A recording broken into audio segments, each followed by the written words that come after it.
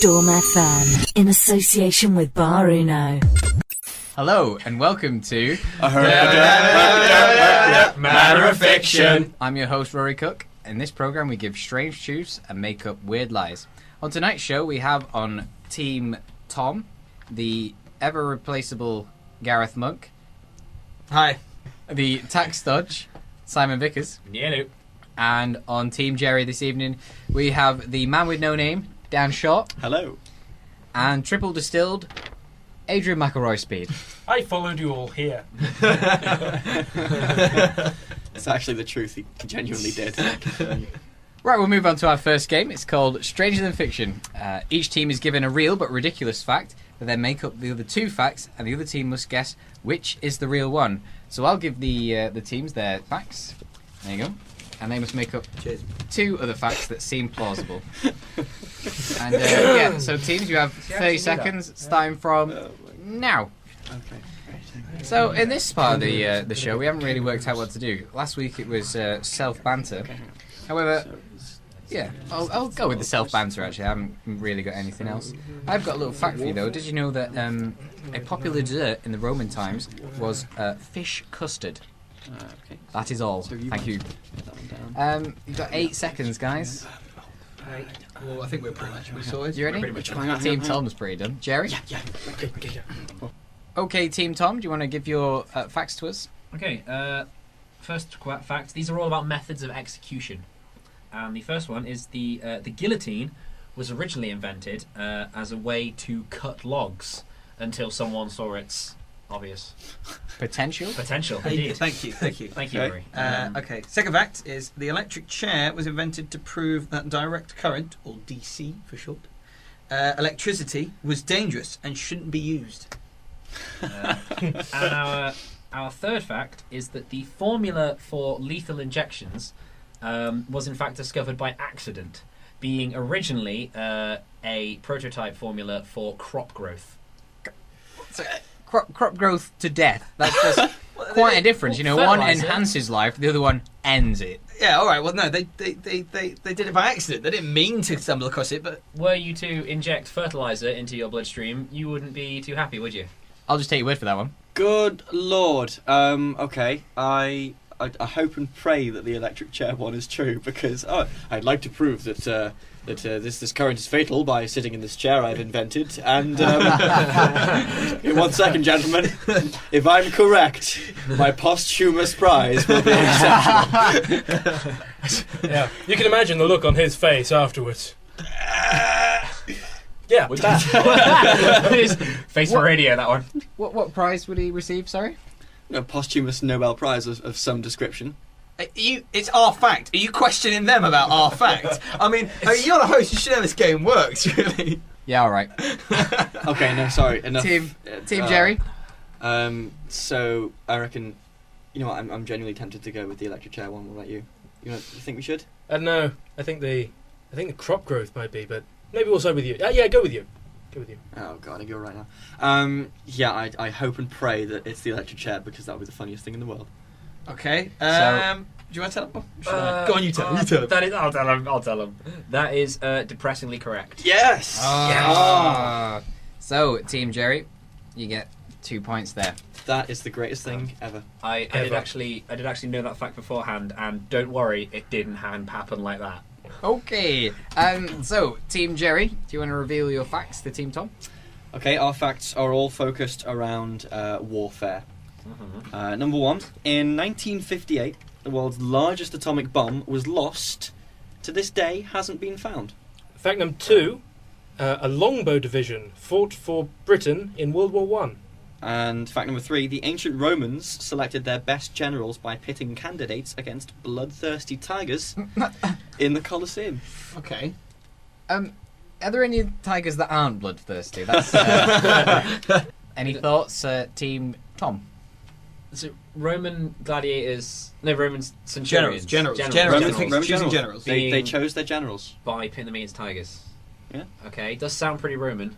Also, surely that theory they let down was that if you had a really good general and maybe a good tactician, but not so good with a sword, that you'd sort of lose him. I mean, surely a general's place is off the battlefield rather than on it. So why would he necessarily have to be fantastic with a sword? Well, I'm guessing that Roman civilization very sort of focused around the bloodthirsty combat in the arena, so they want a general that can handle himself against a ferocious animal. Yeah, but it's just a waste. Like, it's just like or he trips over. A general accidentally trips over while fighting a tiger. He's dead then, and you've just lost a perfectly good general. Okay, a slave is mauled to death by a tiger. You've lost a perfectly good builder of houses. I gotta admit, I'm a little bit more worried by the missing A-bomb. Yeah, that's true. Actually, That's quite. I think if that's true, then also the world's largest A-bomb. Surely the world's largest of something is more difficult to lose. I think they mean by explosive capability, which it might just happen to be bigger, but not that much bigger to be right. Okay. seeable if it was Well, lost. I see. Okay, well, how are they transporting the world's largest A-bomb? It was by plane, I think. They were just like going over the sea. What was the third one? Yeah, the second fact was that a longbow division fought for Britain in World War One. That's nonsense. Are you sure? That's nonsense. Are you sure? What would the point be? Oh, we're in the trenches, right? Long range sort of warfare, mainly artillery and stuff. But you could fire like up above the trenches, and it would land. If you were a good marksman, you could get it to land in German trenches. Medicine has evolved from the point of when longbows were invented. Whereas I don't think a longbow wound would be as crucially wounding to you as it was, I don't know, in the 1400s. I'd like to point out that an elephant division fought in World War One. So make of that what you will. That was what I was thinking. 'Cause I was thinking there was a lot of like sort of anachronistic stuff in World War One. Horses. Have you not seen Lord of the Rings: Return of the King? Elephants still deadly. To this day, I could safely say an elephant could still kill a human being. Longbow, I'm not so sure. Longbow ammunition, fairly easy to refill. You just need wood. Actual bullets, on the other hand, I hear we're running quite short on supply. Also, I'd like to test your theory, Gareth, that you're okay with a longbow bolt going through your chest. Okay, Team Tom, do you want to hazard a guess? I'd like to say the A-bomb one. I think the A-bomb could be viable. I haven't a blinking clue. So it's the A-bomb, the I'm gonna longbow, go with- and the Tigers. I'm going to go A-bomb. with whatever you take. All right, we'll go with the A-bomb fact. Okay, Team Jerry, do you want to reveal the answer? Again, depressingly and quite horrifying, actually.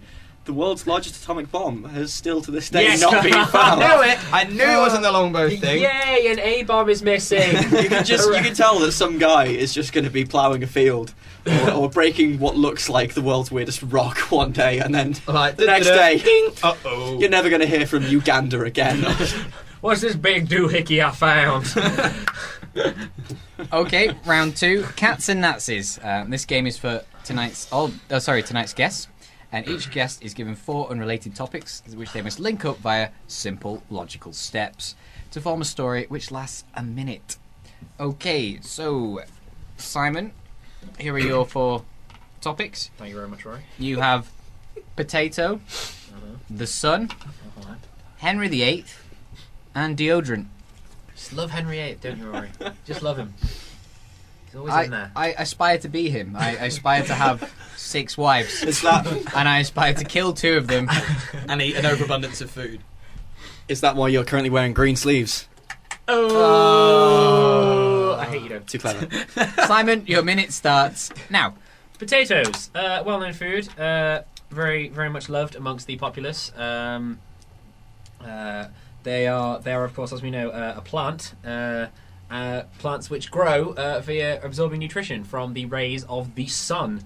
The sun being a primary, or being a large element of British heraldry. In fact, I believe there may or may not have been a sun, I can't quite remember, but there will be for the purposes of this story, a sun in the heraldry of the coat of arms of Henry VIII, who, as we know, was quite a corpulent fellow. And because of this dreadful corpulence, fatness, whatever you want to call it, was a big user of the medieval equivalent of deodorant, which was cheap doings, I guess. I'm sorry, can you define cheap doings to me? Leavings, droppings, So again, we're back to fertilizer. This time, the most sweet-smelling of substances actually being medieval deodorant. I can imagine in medieval times that compared to a lot of things in medieval London, it was pretty sweet smelling. Okay, so Adrian, your 4 topics to do in a minute are hair, submarine, Sydney, and muesli.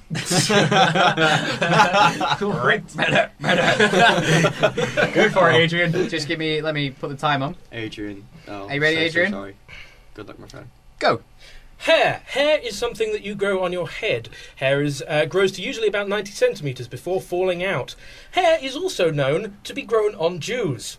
The Jews were killed throughout World War II, and before they were killed, their hair was shaven by the Nazis, which was then used to insulate U-boats, which are a type of submarine. Submarines are used throughout the world's navies, principally by Great Britain and Australia. Australia's capital is Sydney. Sydney, Australia, has many great and noble facets of its culture.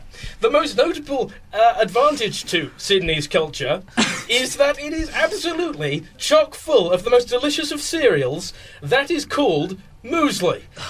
Muesli being very tasty. Honest, guys. Oh, I'm clapping that just for the sheer bravery. Yeah, bravery. Audacity. I would like to point out, that is correct. Hair shaven from Jews was used as an insulator in U-boats. We didn't have to have correct. I mean, to be honest, I was waiting for a connection because at that point it was horrific. I don't even know if I want. I might just get up and walk out if I'm being completely honest. This isn't like a Nazi propaganda radio. You can't say things like that. It's just, I mean, yeah, okay, they stole their gold teeth, but they used their hair to insulate submarines? I can just say I'm actually woefully offended that you would rank Australia's navy over Russia's. Since when have you been a great supporter of Russia, you communist? No, I'm not a great supporter of Russia, just that Australia's known for being naval, in terms of windsurfing and surfboards. I wouldn't exactly rank them higher than actual submarines. I think we'll move on from the topic of Australia and Jews. Okay, I think we'll give a point apiece there and quickly move on, perhaps. Third game, collaborative fiction. This round is for all tonight's contestants. Each has been given a word or topic that no one else knows, and together they must tell a story incorporating their word, without saying it and skillfully concealing that word. And the teammates, they will guess each other's. So, I will distribute the words now. There you go. Adrian. And Dan. Okay. You're right, Adrian. Just a scream of terror there from Adrian. Oh, wonderful. I will start the story, and the story starts with Jimmy was back in town. Jimmy was back in town, and he was feeling pretty down. So down because he had the blues, and the blues can only be solved by one thing, and that is playing the blues. But there was one other thing that could sort out the blues, and that was his favourite toy. His favourite toy, which he could describe with so many wonderful, wonderful terms, because he just knew them all. In fact, he was stuck in these words. He was stuck in them. And these words were best expressed not through the medium of speech, but through the medium of song. Falling down the stairs alone or in pairs, his favourite toy was just everywhere. And he just could not say enough words to truly express his admiration. There just weren't enough words in the world. Okay, thank you for that.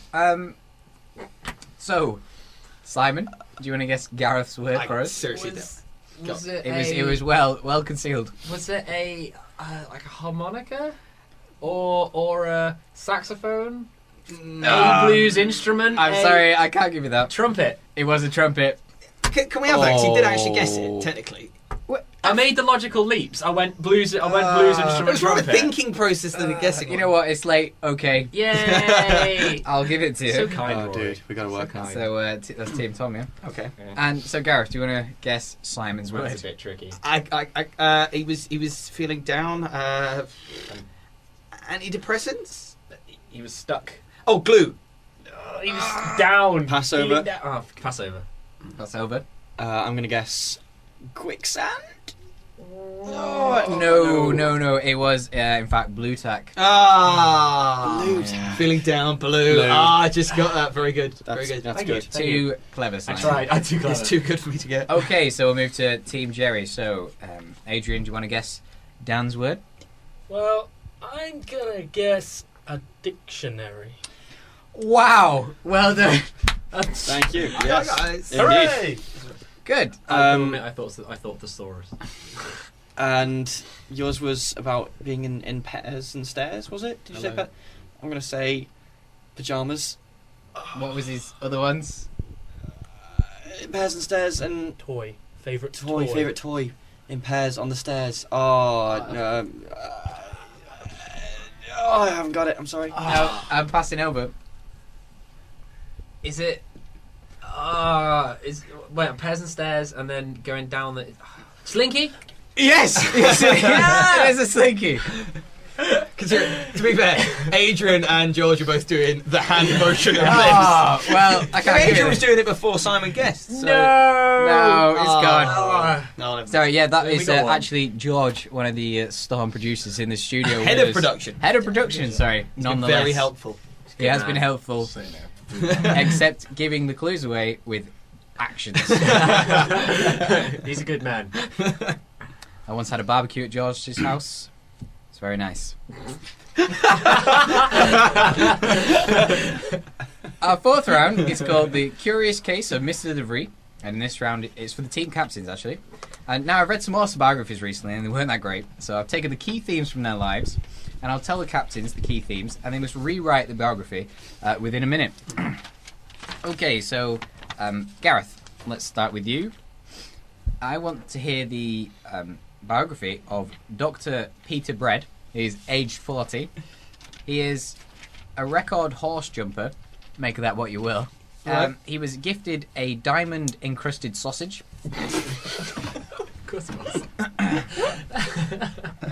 I've been sniffing fairy liquid before. and, Okay, hang on. Alright, okay. and a failed cycle proficiency test. He failed. Sorry, yeah, He's failed never it. passed. Has he never passed? That's the one. That's what failed means. Well, no, but did he fail it once, or he's just failed it so many times?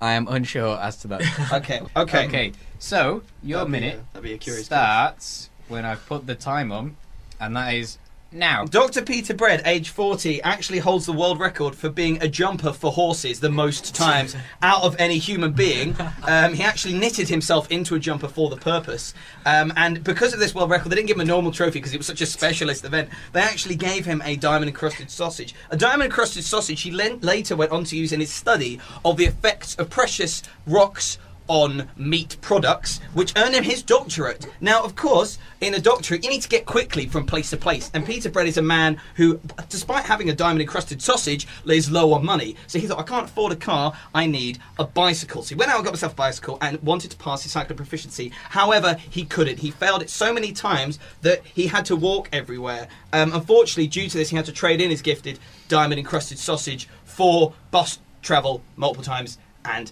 that is why he's a sad, lonely 40-year-old man. Okay, that was quite an in-depth analysis. Although he did get the sausage for the horse jumping, although they're meant to be two unrelated stories. Can I just say, given that he was he was this champion horse jumper, actually Jumper for horses, the yes. physical object jumper, Yes. and he was so good at this, they gave him a specialist trophy, Yeah. a diamond encrusted sausage. Sausage is well known for their connection to all types of horse racing. I never said it was an appropriate trophy. I just said it was a specialist trophy. Look, you know, so it was just a nice gift. If we're talking sort of value sausages, I think horse is probably involved somewhere along the line. Just saying. Also, can I make a point?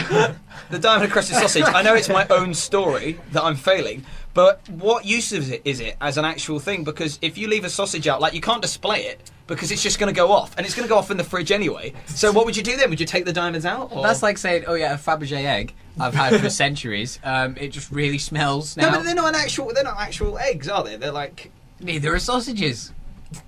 So it's kind of... Okay, we'll move on to Dan. Dan, I want you to do the biography of Mr. Mike Rowave. And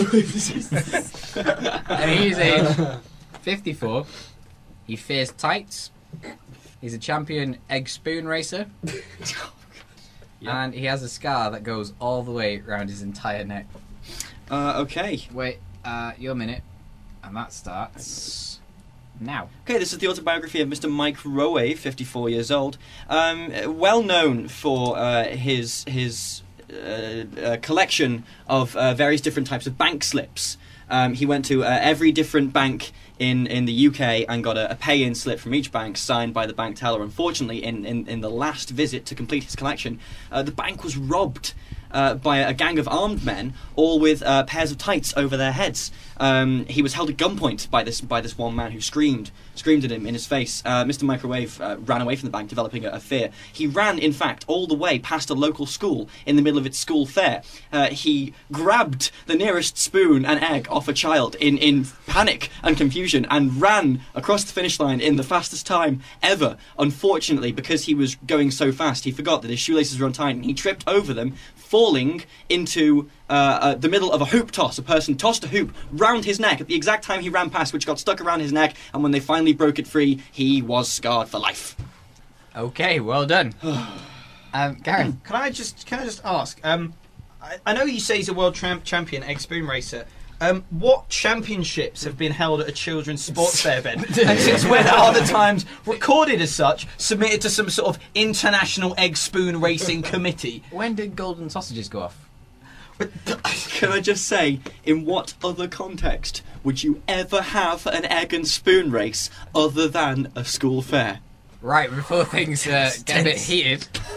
Before that Fabergé egg cooks. Yes. I think maybe a point apiece there. I'm pretty much a point apiecey person today.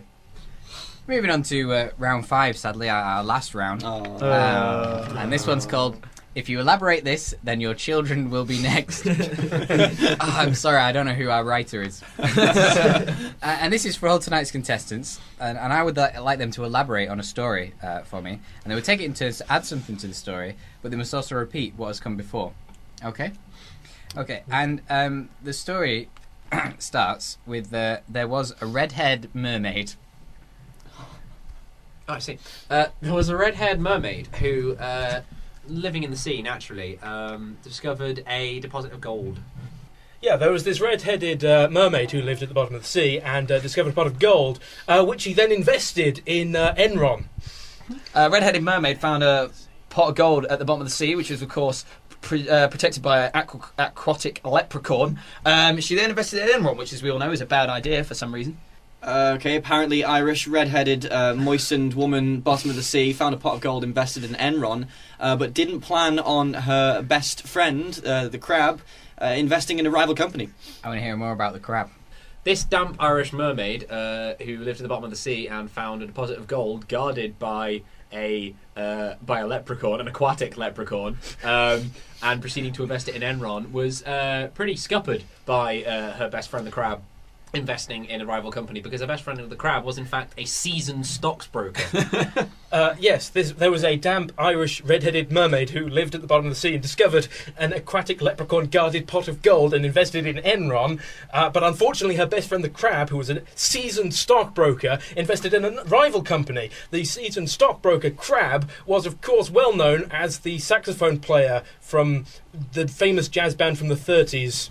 Right, okay, this moistened Irish bint found a pot of gold at the bottom of the sea, protected by an aquatic leprechaun. She invested in Enron. Her friend, the crab, was a seasoned stockbroker who invested in a rival company, famous trumpet player, in a jazz band from the 30s. Of course, now this mattered because during this time, the BP oil spill happened. Wet Irish woman, bottom of the sea, crab, best mate, bit of a shark at the old stockbroking.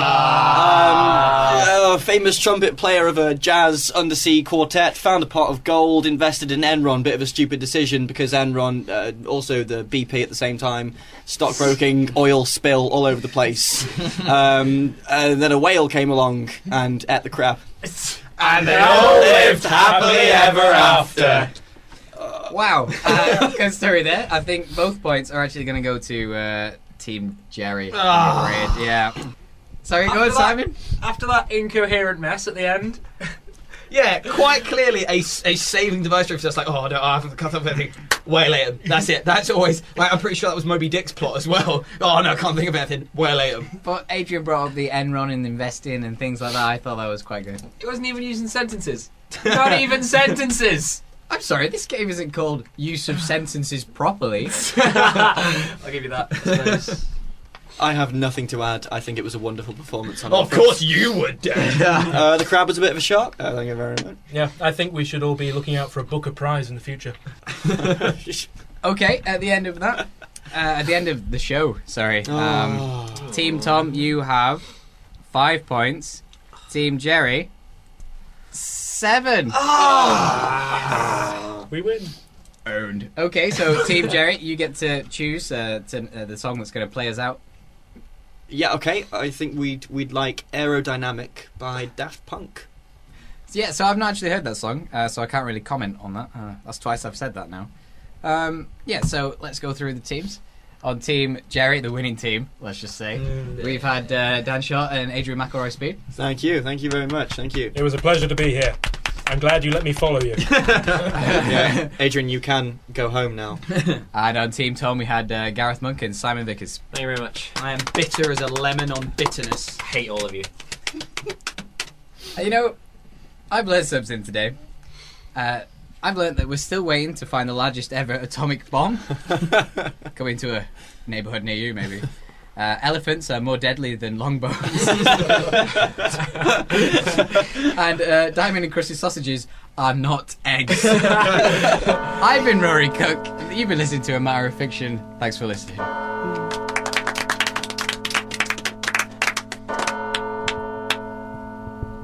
Oh, you went for the last clap on radio. Not deliberately. I wasn't doing it deliberately.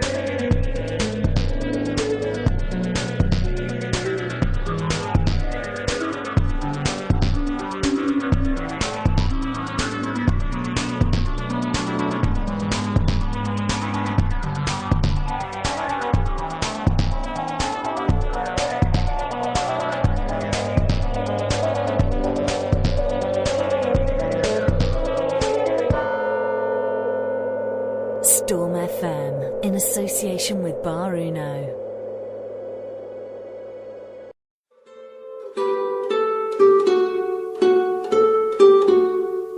Holy free holies, what an incredible show.